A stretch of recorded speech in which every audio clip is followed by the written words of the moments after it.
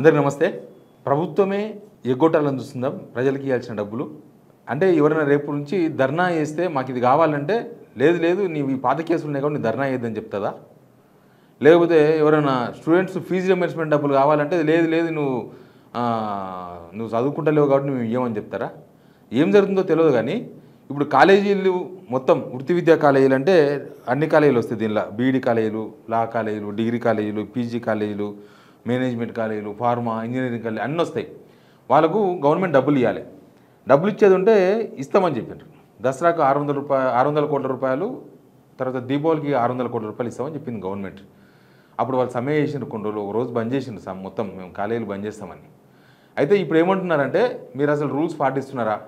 మీరు ప్రభుత్వం అనుమతి లేకుండా బిల్డింగ్స్ కట్టిండ్రు, మీ దానిలో ల్యాబ్ ఎక్కడ ఉంది? చెయ్యాలి ప్రభుత్వం అది కూడా.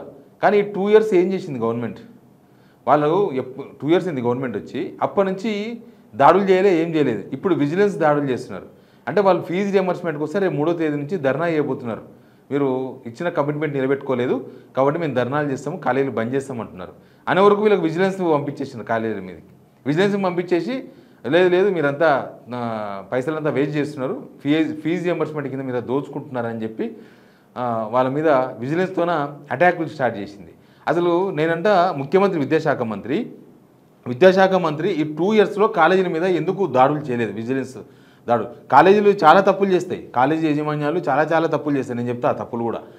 కానీ మరి గవర్నమెంట్ వాటిని సెటిల్ చేయాల్సింది కదా. ఇప్పుడు డబ్బులు అడుగుతున్నప్పుడు డబ్బులు ఇవ్వకుండా కాలేజీల మీద విజిలెన్స్ దాడులని భయభ్రాంతాలకు గురి చేస్తుందంటే అసలు ఇది ప్రజాపాలన ఎట్లయితుంది?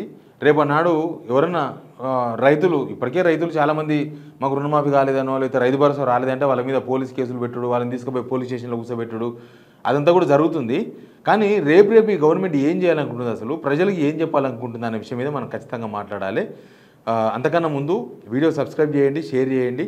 ఎందుకంటే ఫీజు రియంబర్స్మెంట్ వచ్చేది మన పిల్లలకే, బడుగు బలహీన వర్గాల పిల్లలు వాళ్ళకే ఈ ఫీజు రియంబర్స్మెంట్ వచ్చేది. తర్వాత పేదలకు అందరికి వస్తుంది. ఫీజు రియంబర్స్మెంట్ అంటే ఏంది? ఇది ఒక చాలా మంచి స్కీమ్ నిజానికి. అప్పుడు వైఎస్ రాజశేఖర్ తీసుకొచ్చిన స్కీమ్ ఇది. ఎవరైతే చదువుకోవడానికి డబ్బులు ఉండవో వాళ్ళకు గవర్నమెంటే కాలేజీలకు కడుతుంది, ఇక మీరు పోయి కాలేజీలో చదువుకోండి అని ఒక మంచి స్కీమ్ తీసుకొచ్చింది. బట్ ఈ గవర్నమెంట్ చేస్తున్నది కరెక్ట్ లేదు. గవర్నమెంట్ ఇవ్వాల్సింది ఇచ్చి వాళ్ళకు, తర్వాత వాళ్ళ మీద విజిలెన్స్ రైట్స్ చేయొచ్చు. లేకపోతే 2 ఇయర్స్లో ఎందుకు విజిలెన్స్ రైట్ చేయలేదు? ఇప్పుడెందుకు వాళ్ళు డబ్బులు అడగంగానే, వాళ్ళు సమ్మె చేస్తానమనగానే వాళ్ళని బెదిరింపు ధోరణే కదా ఇది.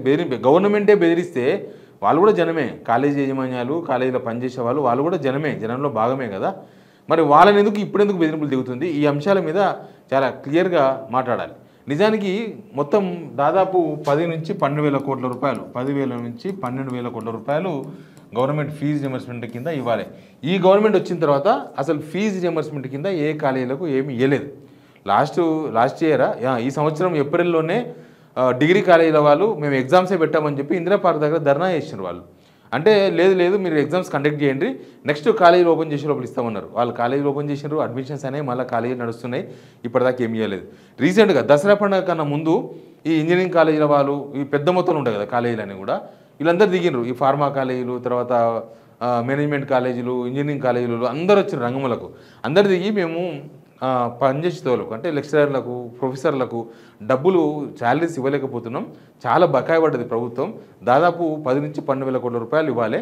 కాకపోతే 1,200 కోట్ల రూపాయలు టోకెన్లు ఉన్నాయి, అంటే ఆల్రెడీ రెడీగా ఉన్నాయి 1,200 crores రూపీస్, కనీసం మీరు అదన్నా విడుదల చేయండి అని చెప్పి వాళ్ళు సమ్మెకు పిలిపిస్తే దాని మీద కూడా ఇటు నుసిలి చర్చిస్తున్నామని చెప్పి, మాట్లాడుతున్నామని చెప్పి బట్టి విక్రమార్క పిలిచి 2-3 సార్లు వాళ్ళతో చర్చలు జరిపి తేల్చపోతే వాళ్ళు దసరా పండుగ కన్నా ముందు పోయిన నెల 3వ తారీఖు అనుకుంటా వాళ్ళు ఒకరోజు కాలేజీలు బంద్ పెట్టినారు.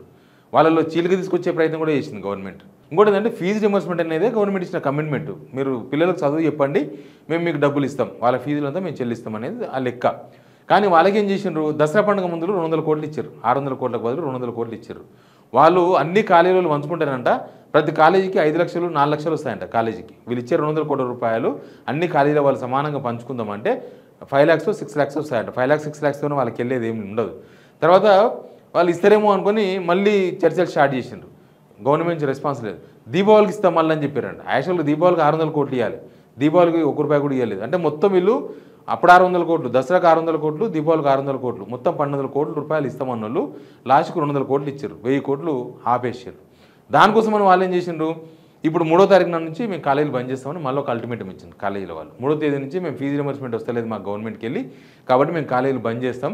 10వ తారీఖు నాడు లక్షల మందిని విద్యార్థులను తీసుకొచ్చి మేమే ధర్నా చేస్తామని చెప్పి గవర్నమెంట్కి అల్టిమేటం ఇచ్చారు. గవర్నమెంట్ ఇప్పటిదాకా వాళ్ళతో చర్చలు జరపలే. చర్చలు జరపకుండా ఏం చేసిందంటే ఇప్పుడు విజిలెన్స్ వాళ్ళని రంగంలోకి దింపింది.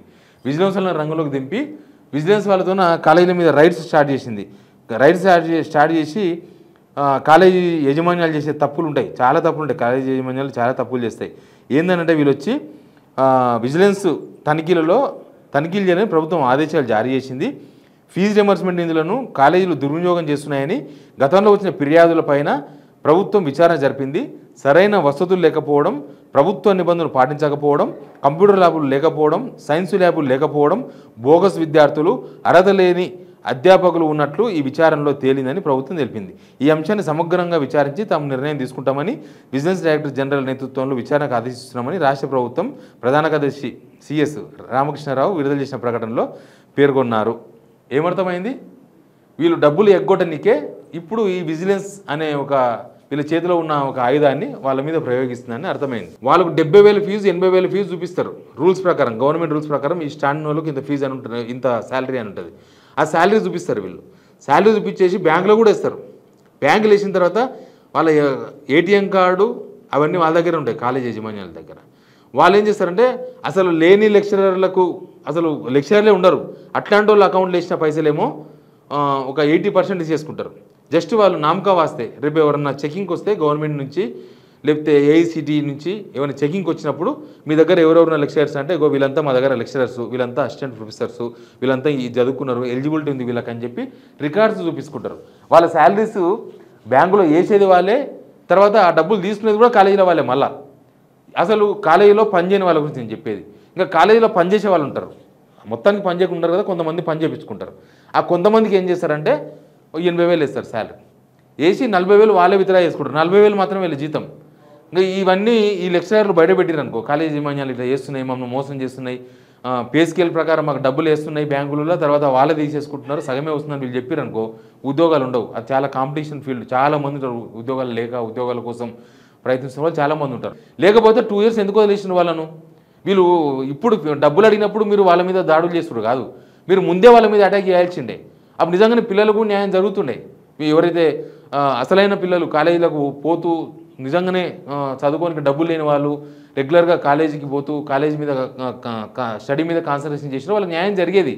కానీ ఇప్పుడు ఏం చేసిండ్రు, వాళ్ళు డబ్బులు అడగంగానే వీళ్ళు దాడులు స్టార్ట్ చేశారు. దీన్ని బట్టి ఏమర్థమవుతుందంటే అసలు వీళ్ళు కాలేజీలో ఏం జరుగుతుంది, కాలేజీలో నిజంగానే సైన్స్ ల్యాబ్లు ఉన్నాయా, కంప్యూటర్ ల్యాబ్స్ ఉన్నాయా, అసలు ఈ లెక్చరర్లకు ఇచ్చే శాలరీస్ ఎంత, అసలు లెక్చరర్స్ ఎంతమంది ఉన్నారు, పని చేయకుండా ఓన్లీ వాళ్ళ అకౌంట్లు వేసి 90% శాలరీస్ వెనకగా తీసుకుంటున్న కాలేజీలు ఇవి తేల్చలేకపోయింది. అక్కడ గవర్నమెంట్ ఫెయిల్ అయిపోయింది.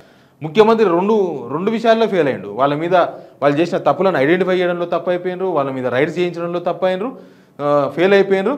ఇప్పుడు వాళ్ళకి ఇచ్చిన కమిట్మెంట్ నెరవేర్చడంలో కూడా ఫెయిల్ అయిపోయినారు. ఇట్లా మొత్తం గవర్నమెంట్ ఫెయిల్ అయిపోయింది. దీన్ని బట్టి చూస్తే రేపు చాలా చాలా కథలు నడిచే అవకాశాలు కనిపిస్తున్నాయి. ఎవరైనా గవర్నమెంట్ ఉద్యోగులు కూడా ఏమైనా డబ్బులు శాలరీస్ రేపు శాలరీస్ కూడా వెళ్ళే పరిస్థితులు లేవు, గవర్నమెంట్లో డబ్బులు లేవు. ఆల్రెడీ అప్పులు నిండిపోయినాయి. మొత్తం 49,000 కోట్లు వేయాల్సిన అప్పు మొత్తం చేసేసారు. సంవత్సరంలో ఏంరా బాబు మీరంటే 6 నెలలకే వేసేసారు. వీళ్ళు ఇంకా 6 months ఎట్లా బతకాలని కూడా తెలియదు. ఈ 6 monthsలో ఏమి పైనుంచి డబ్బులు రావు. కాబట్టి వీళ్ళు రేపు గవర్నమెంట్ ఉద్యోగులు మాకు డబ్బులు ఇస్తలేరు, శాలరీస్ రాలేదంటే కూడా నీ మీద ఏసీబీ రైట్స్ అయితే నీ అవినీతి సొమ్ము ఉంది, అక్రమ సొమ్ము ఉంది అంటారేమో. ఇట్లా అంటే గవర్నమెంటే బ్లాక్మెయిల్ చేస్తుంది, గవర్నమెంటే బ్లాక్మెయిల్ పాలిటిక్స్ చేస్తుంది. వాళ్ళతోనే కాలేజీ యజమాన్యాలు రేపు నుంచి ప్రభుత్వ ఉద్యోగులు, అవసరమైతే రేపు అన్నాడు అవుట్సోర్సింగ్ ఉద్యోగులు, అవసరమైతే కాంట్రాక్ట్ ఉద్యోగులు, అవసరమైతే ఎవరైతే మాకు కళ్యాణ లక్ష్మి రాలేదనో లేకపోతే మాకు తులం బంగారం ఇవ్వలేదు అంటారో వాళ్ళ మీద కూడా పోలీసులను ప్రయోగించి నీ మీద కేసులు ఉన్నాయి అని చెప్పేసి వాళ్ళని బెదిరించే ప్రయత్నం. ప్రభుత్వమే బెదిరింపులు ఎదిగితే తెలంగాణ జనం ఏడిపోవాలి. మనం ఈ ప్రభుత్వాన్ని ఎంచుకున్నది ఈ ప్రజాపాలన అని చెప్పి తీసుకొచ్చి వీళ్ళు ఇదా కంపు చేస్తున్నది అనే అది బోధ జనాలకి. ఈ ప్రభుత్వానికి ఏం లేదు, జనం ఏమని అనుకొని ఏమని చేసుకొని మాకు ఈ సుకూన్ ఈ 3 సంవత్సరాలు ఏదో నడిపిస్తాం, తర్వాత ఎవరి దారిలో వాడు పోతాడనే పొజిషన్లో ఉంది. బట్ ఒక గవర్నమెంట్ చేయాల్సిన పని ఇది కాదు, ఇదంతా ఈస్ట్ ఇండియా కంపెనీ చేయాల్సిన పని. ఈస్ట్ ఇండియా కంపెనీ అంటే మన స్వాతంత్రం రాకముందు మనం దోచుకున్న కంపెనీలు. అట్లా గవర్నమెంటే ఈస్ట్ ఇండియా కంపెనీలాగా మారడం అనేది తెలంగాణ ప్రజలు చేసుకున్న దురదృష్టం. అది మన తెలంగాణకు మంచిది కాదు. మీరు కూడా కామెంట్ రూపంలో చెప్పండి. చాలామంది పిల్లలు, లక్షల మంది పిల్లలకు, 25 లక్షల మంది పిల్లలకు ఫీజు రింబర్స్మెంట్ ఇవ్వాల్సి ఉంటుంది గవర్నమెంట్. మరి వాళ్ళ చదువులు కూడా రేపు ఎగ్జామ్స్ రాసే ముందల వాళ్ళు మీ ఫీజు రాలేదని చెప్పేసి ఆపితే వాళ్ళు కూడా ప్రాబ్లమే కదా. బట్ గవర్నమెంట్ ఇలా రెస్పాండ్ కావడం కరెక్టేనా? మీరు కామెంట్ రూపంలో చెప్పండి. Please subscribe signal TV.